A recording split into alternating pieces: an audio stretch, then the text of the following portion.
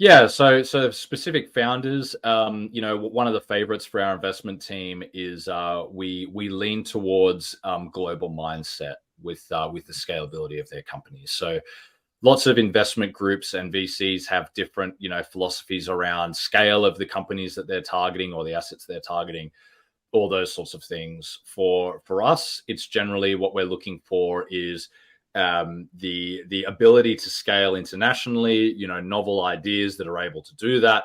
Europe is a fantastic breeding ground for that by virtue of the design of the continent. So, lots of countries, most of which are united under the EU, right? And so a very interesting thing then about the founders that we back when we're investing in Europe is that these entrepreneurs generally have to be thinking internationally from day one, right? And so I recently did a case study, which will be published quite soon, on a company called Bright Spaces in our portfolio. They're based in Romania. And by the time that they were at pre-seed, seed stage of that organization, they were looking at international expansion because that's how it is in Europe. And so what that means is that you have that early sort of exposure to having to deal with different cultures, to having to, spread your network more broadly than your own language and your own comfort zone.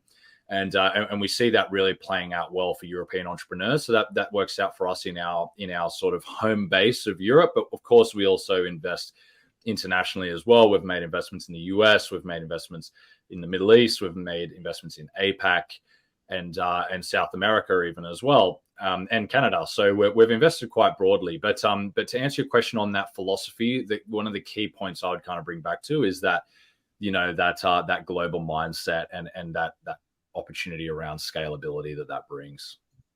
So this is my favorite topic: scalability, international scalability, and that's why PropTechBuzz also exists. So usually of all the industries, PropTech real estate is seen to be local in play, right? Real estate is very local. It is about the local data, local dynamics, which is very different. And then there is this mindset that PropTech needs to be global, right? So help us understand this dichotomy between real estate being local and the technology being global, and give us some examples. Do you see that more? Are you able to see more and more successful companies that are able to scale while operating in real estate? Yeah, it's a good point. And real estate is a hyper local asset class, right? Even, if you're in a country with states inside it, like the US or, where I'm from in Australia, it's not only confined to your nation, but generally confined to your state. The state is almost its own, well, it's not almost, it is its own jurisdiction within that country. And then you'll often have local, and that's its own jurisdiction as well. And local laws will prevail in things like planning, as an example, which, you're absolutely right, does make the scalability point a little bit more challenging.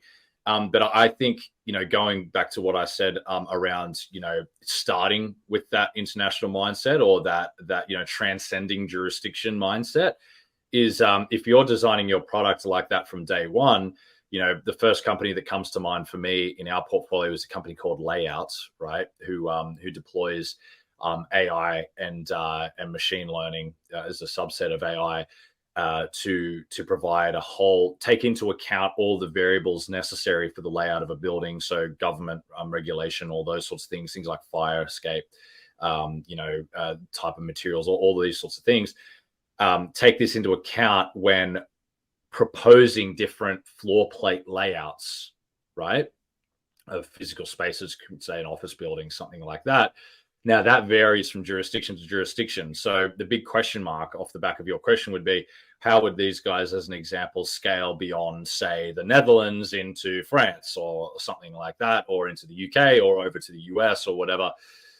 I guess the kind of maybe oversimplistic answer to that question would be to bake that into the product from day one. Don't over specialize in a specific market. If you have ambitions to scale globally, you need to make sure you're deploying systems and processes from day one. And, in my own entrepreneurial journey, this is something that I had to take into account, with the company I started in my mid-20s back in Australia. I had to take into account the fact that, well, this is the state that I want the business to be in 10, 15 years time. And therefore, these are the things I need to be doing today. And so as an example, we're an investment advisory business. We had a policy within a few months of not doing out of hours client meetings, right? Because that wouldn't have been scalable if we were doing, 200 transactions a year and things like that. Right. The same applies to accounting for jurisdictional variation, in any PropTech product. Got it.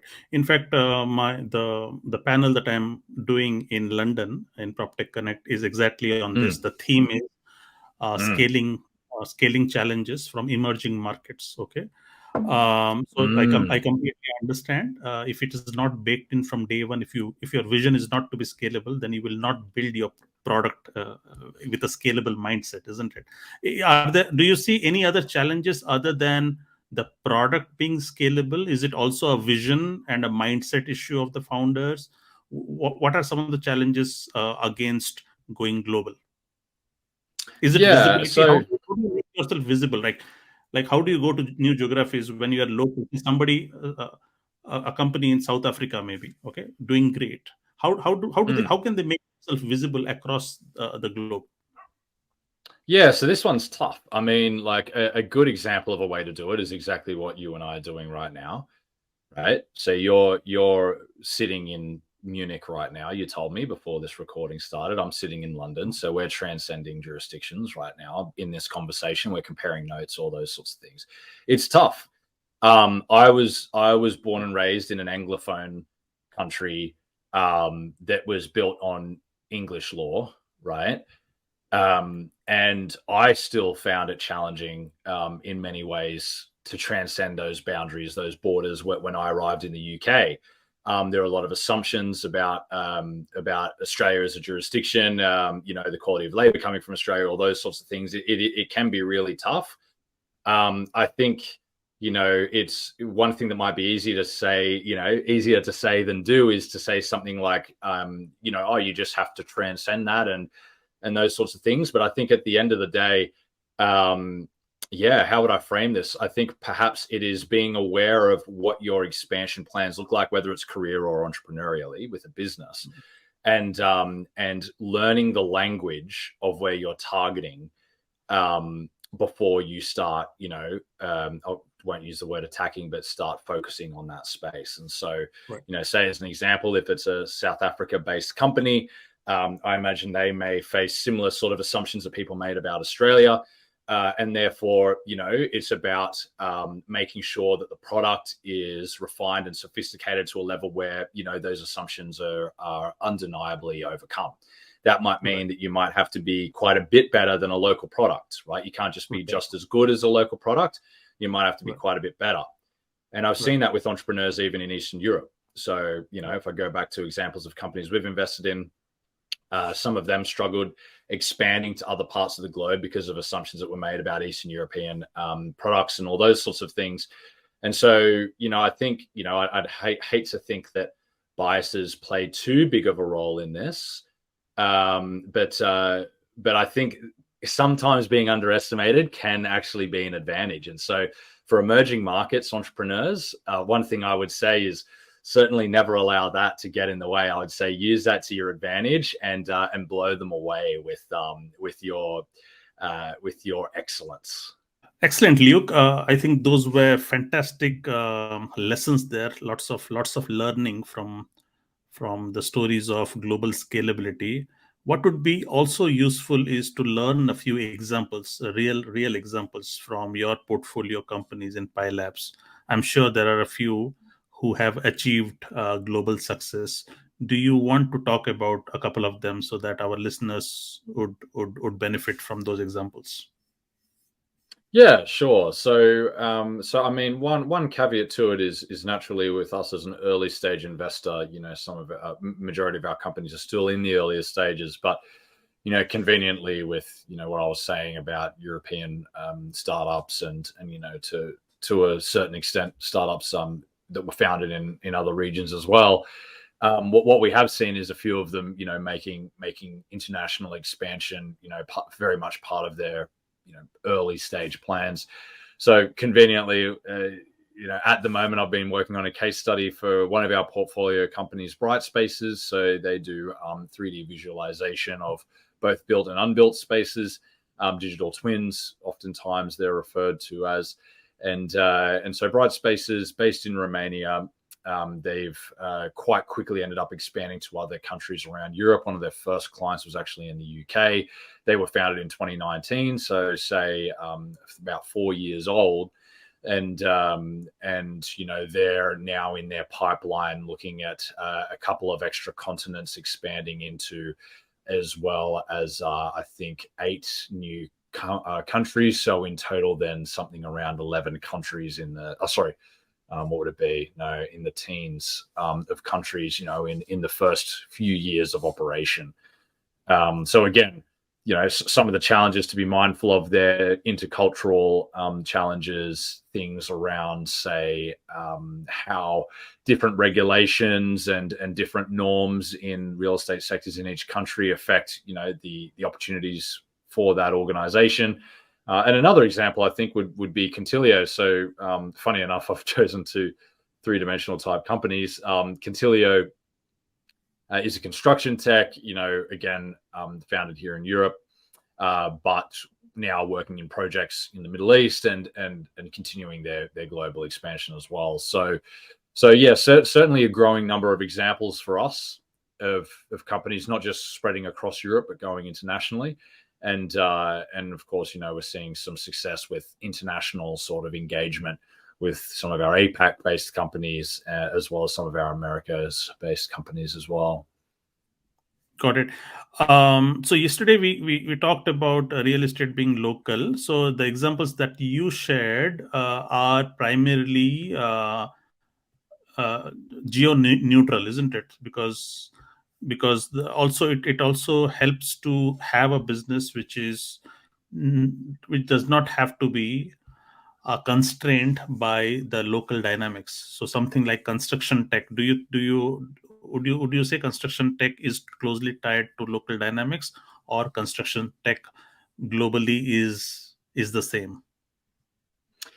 Yeah, I mean, it's a good question, and the way that I would think of that is that there are large-scale challenges that face construction everywhere, and probably the most famous example of this, which is probably spoken about among the most frequently, is the environmental challenge, right? So, we hear quite often, depending on your source, that somewhere between 30 and 40% of global greenhouse gas emissions come from construction and the real estate sector.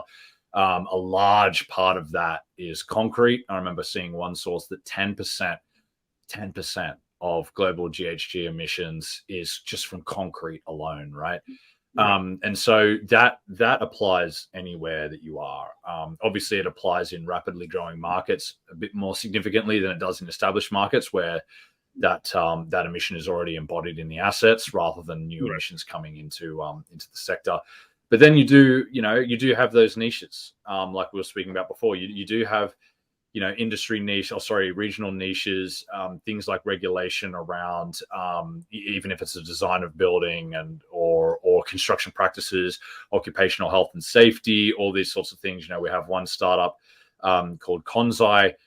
They deploy computer vision to monitor safety on site and use of materials and use of assets on the site. And that will naturally vary from one region to the other on what's considered to be safe, what's considered to be the appropriate practice on site, and even what type of materials are laying underneath the site, what sort of sheetrock is there. All those sorts of things come into play, I guess, in some way, shape, or form. But to your point, that there are sort of globally scalable points, and then sort of niches that you need to manage as you're expanding.